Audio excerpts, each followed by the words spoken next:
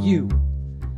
Look, I know this whole time for, 2 years now, I have been under the pretense that this conversation was with my muse. But the truth be told, I think we all know that our muses are arrogant enough to assume that the conversation is only one way, that we don't talk to them, they talk to us. And that's fine. And I know that this series that I have done is really more conversation with you. Now, who is you? You would be writers who are just getting into the craft or have been doing it for some time and need some help. Or maybe readers of my books that just want to see how the sausage is made. And so for 2 years now, I've been sharing everything I can with you in this series. Now, I'm going to be making a little bit of a shift. I'm not leaving this series behind. I'm just possibly adding to it. I'm going to start doing some YouTube live entries. I believe they're going to start next week. And I'm going to start it off by talking about specific books. I discovered, I was talking to a marketing person, and I discovered that every one of my books has a story. Not just the story that's on the written page, but a story behind the story. And I wanted to start sharing that with you, because I think it's interesting, not just for readers, but for writers who are always curious as to how things get made, how we can take those moments in our lives and transform them into art. Now, before I do that, I thought today I would do something that I haven't actually done before. Now, I have hinted upon this. I have grazed this topic on ad nauseum during our little conversations. But I thought today I'd make it official. What I want to do is I want to talk about my journey to become a writer. How it is that I did this. And I'll tell you why I want to share this with you later on, in the end, as it were. I didn't start out as a writer. Not even close. I started out as an actor. I have a Bachelor of Science in Theater and Communications and a Master of Fine Arts in Acting.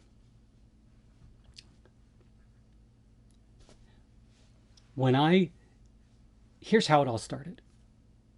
If I were to backtrack through my history to find out what it was that gave me that inspiration to write, it all goes back to high school. Now, everything comes full circle, which is very fascinating to me, and it's something that I realized just recently, and I'll tell you what that was in just a moment. Way back in high school, in 1980 something, I started to work at a gas station, one of those old gas stations where the attendant came out and pumped the gas for you. Yeah, I was that guy. It was high school. I wanted money. I wanted to be able to buy my own things. And during the times when I wasn't busy pumping gas, I was reading. And at the time, I was reading William Shakespeare's A Midsummer Night's Dream. I know it's crazy. Who in the world, what high school kid willingly reads Shakespeare? Well, I was that high school kid. At the same time I was reading A Midsummer Night's Dream, I discovered The Tubes. The band, The Tubes. You probably remember them. She's a Beauty, Talk to You Later. Those are really their two big hits. And as I was reading A Midsummer Night's Dream, and this is kind of the level of conceit that someone needs to have to actually be able to become a writer. As I was reading A Midsummer Night's Dream and The Tubes Inside Outside, that's their album to which I refer to right now, was in the back of my head, a thought came to me. And that thought was, I'm going to write a musical version of A Midsummer Night's Dream and use the music of the Tubes. Now, I didn't know. I was very naive. I didn't know you couldn't do that.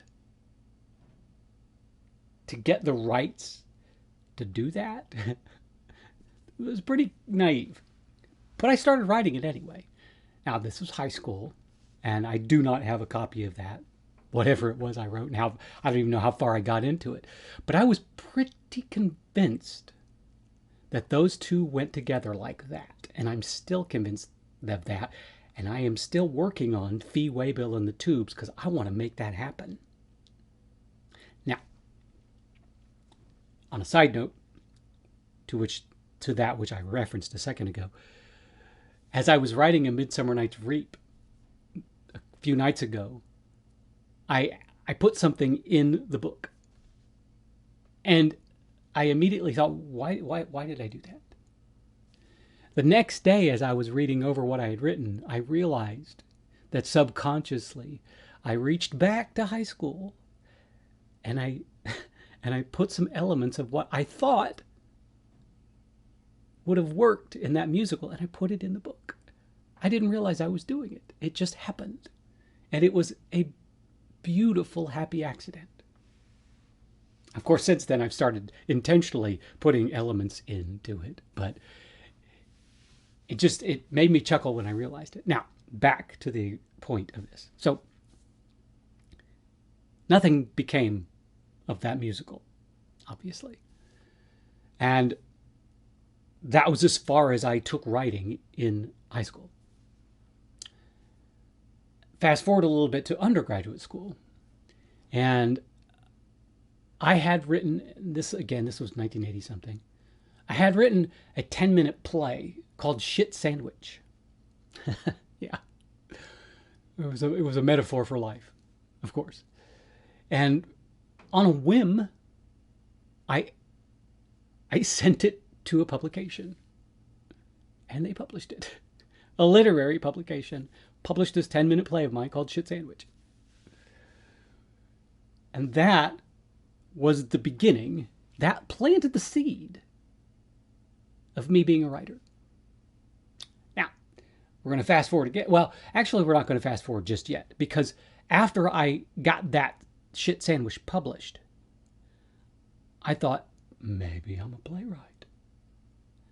So I wrote a really, really bad one-act play called Corners. It was so bad. But it got produced. And it was really bad. Now we fast forward to graduate school. And during graduate school, I had a group of friends, and we played Vampire the Masquerade, a role-playing game. And we played it religiously. Whenever we weren't in rehearsal, we were playing that game. And we played it for probably 2 years. And when it came time for me to leave graduate school, I wasn't ready to leave. I loved school. And I loved that group of friends, and I loved that game. And I went directly from graduate school to American Players Theater. And which is a gorgeous outdoor Shakespeare theater. It's wonderful, wonderful people. And when I wasn't rehearsing, I realized how much I missed that time at graduate school. And I needed to stay connected to it. And I thought, I loved my character in Vampire the Masquerade so much, I'm going to write his story. And so I'm sitting out in the seats in the house of the theater, outdoor theater, gorgeous theater, when I'm not rehearsing, and I have a notebook with me, and I'm just writing along, just writing and writing and writing. I do think I still have that manuscript. It'll never get published. Maybe one of these days I will write a book about that character. Of course, I have to strip away a bunch of elements because it was directly related to that game and, copyright infringement. So that solidified for me the idea that I could write. Now we fast forward again. We fast forward a number of years because I didn't write anything for a very long time. We fast forward to 1995, I think. I was hired by Stage One, which was the biggest children's theater in the country. And it was a crowning achievement in my career as an actor, because they were so well known, and Moses Goldberg was the artistic director, and he was pretty much the godfather of children's theater, and I was on cloud nine. And they had a 9-month on, 3-month off contract because I was a member of the rep company. So I would do Stage One for 9 months, and then for 3 months I would have nothing to do. That first 3 months, I had to have something to create. And I hearkened back to when I was at American Players Theater. I said, I'm going to write. Now, I didn't know what to write. I had a friend, a very dear friend, who was a member of the transgendered community here. And he came to me one day and he said, I want to go to this meeting, but I'm afraid to. Will you please attend with me? And I said, of course. Of course I will go with you. Of course. So I went, and I was so touched by the stories that were told in this meeting and the people that told them. They were very endearing and genuine and honest and wonderful people. And I left that meeting and I thought, I need to do something. I need to do something to honor that moment, those people. And it all clicked. I said, I'm going to write a book. That's the best way I can honor them, is to pay homage to that community with a book. So I started writing what would become A Blade Away. So for 3 months out of the year, I wrote A Blade Away. I didn't finish it because it was the first book I ever wrote. So 9 months, I do Stage One, and then the next 3 months, I start working on Blade Away again. And after about 2 years of that, I finished it. And I still, to this day, remember the moment that I finished. I wrote the end. I was in a basement. I was living with a friend, a dear friend of mine. I was living in his basement. I finished it, and I remember throwing my arms up in the air and thinking, I just did something that the majority of people say they're going to do, but they don't. I was so pleased with myself. I was so proud of myself. And then I had no idea what to do with it. Because remember, I had no education or training in the literary world. But I wrote a book. And I went to the bookstore and I got a book. I think it was called The Writer's Digest, maybe. I think. And it had listings of all these agents and all this other stuff. And I didn't even read the book. I just went to the agents and saw what they were looking for. And I started pitching my book to those agents. And I got rejection after rejection after rejection after rejection after rejection. No one wanted that book. Now, it was a tough sell. I mean, this was back in the late 90s, and it dealt with transgendered people, we weren't as enlightened back then as we are now. So it was a tough sell. And I put it away. Because I realized that I had no idea what I was doing. And I started feeling kind of foolish in my thought that, why did I think that I could become a writer? And then my ego kicked back in, and I said, no, I can do this. If I can make it as a professional actor, I can make it as a writer. Because I thought for sure that I had made it in the hardest artistic endeavor possible. And then, of course, I started writing, and I realized that there's actually one harder. But I kept doing it. And as naive as I was back then, and I think to this day that naivete helped me, because I didn't come in with any conceits or ideas of what was required to be a writer. I just said, I want to be a writer. I have an artistic vision. I have an artistic ability. I can do this. And here I am now.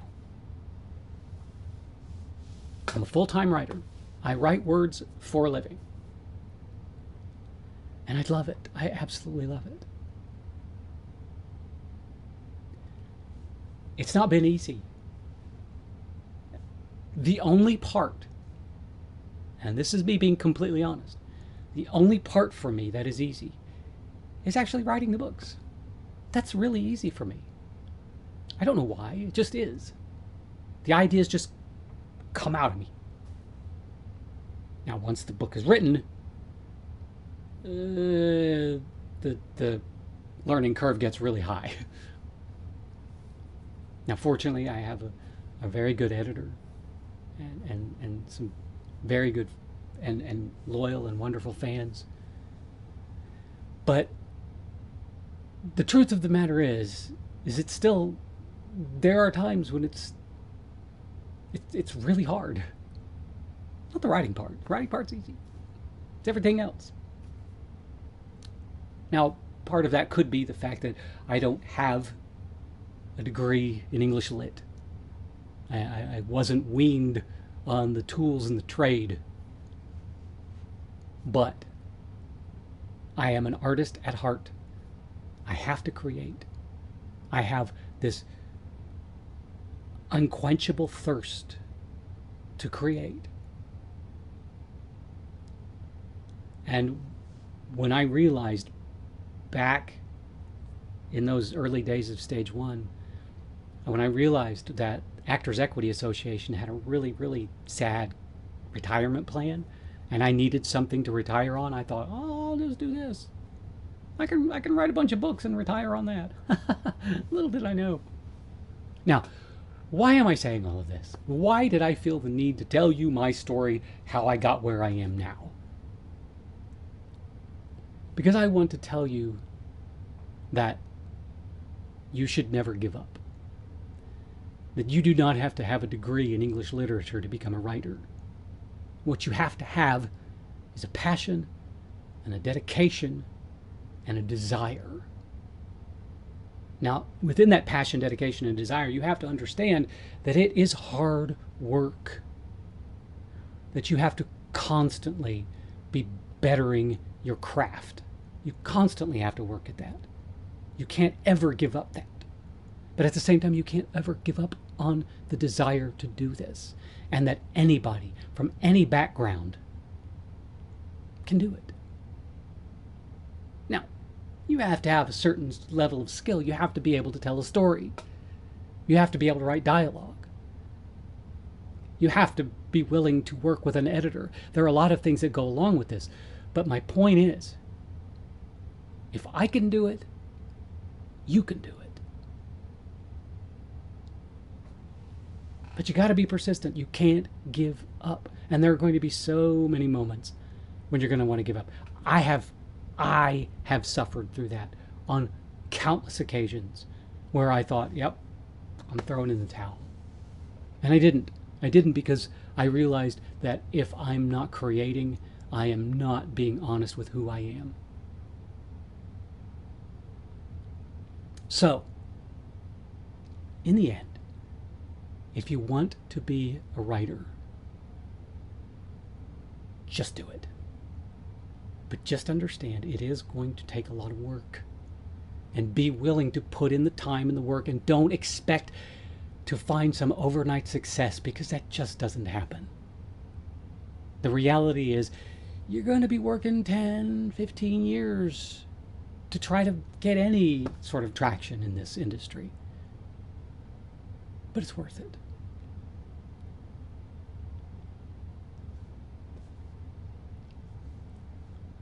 I absolutely love what I do.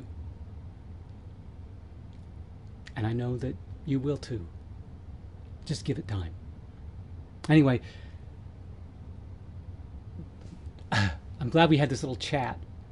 I felt this need to reach out to you and say hello, because I've been talking to my muse under the pretense. I was talking to you under the pretense of talking to my muse, but this time I just wanted it to really be me and you talking. So next week, next Friday, I'm going to do the YouTube live. I keep saying Facebook, the YouTube live, and I'm going to be talking about defying gravity. That's going to be the first one, because I have a lot to say about that. Things that I believe actors and writers and artists and anybody could benefit from. Anyway, thank you for listening to me. Thank you for being on this journey with me. And I hope that if you're an artist out there, that you have found your muse and the medium for which you can use that muse. Anyway, thank you, everybody. I can't end this without saying you are awesome.